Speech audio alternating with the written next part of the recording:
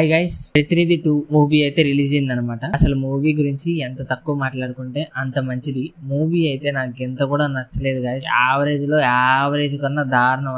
అసలు ఏం బాలేదు మూవీ. చాలా బోర్ కొట్టేసింది అనమాట మూవీ చూస్తుంటే. నాకైతే హెడ్ ఏక్ వచ్చేసింది. ఎలా అంటే ఒక డైలీ సీరియల్ ఫీల్ అయితే తీసుకొచ్చింది మూవీ. ఎంతసేపటికి అసలు మీడియాది సెల్ఫ్ డబ్బా లాగైతే అనిపించింది అనమాట. అసలు మూవీ ఇంట్రెస్ట్ గానే లేదు. చాలా లాగ్ అనిపించేసింది. ఎటు స్టోరీ వెళ్తుందో కూడా అర్థం కావట్లేదు అనమాట. ఇక మూవీ ప్లాట్ వస్తే మన ఉదయ్ భాను గారు ఒక మీడియా ఛానల్ అయితే పెట్టాలని వస్తారనమాట. దానికోసం ఒక మంచి స్ట్రాంగ్ అయిన రిపోర్టర్ కావాలి. ఆ రిపోర్టర్ ఎవరంటే మన రోహిత్ గారు అనమాట, హీరో.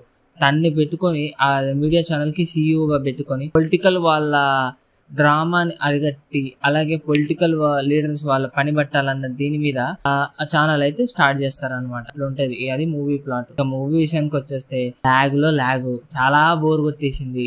బుద్ధి కూడా కాలేదనమాట. ఫస్ట్ హాఫ్ ఏ లాగంటే సెకండ్ హాఫ్ ఇక క్లైమాక్స్ దారుణంగా ఉన్నాయన్నమాట. మూవీ కొద్దిగా కూడా ఇంట్రెస్టింగ్ గా అనిపించలేదు. ఎలక్షన్ టైం కి రిలీజ్ చేశారు కాబట్టి ఏదో కొద్దిగా గొప్ప చూస్తారు అనిపిస్తుంది. కానీ మూవీ అయితే చాలా దారుణంగా మామూలు బోర్ అయితే లేదనమాట. ఇక మూవీకి నేను రేటింగ్ వచ్చేసి 5 కి అయితే 2 అయితే ఇస్తున్నాను గైస్.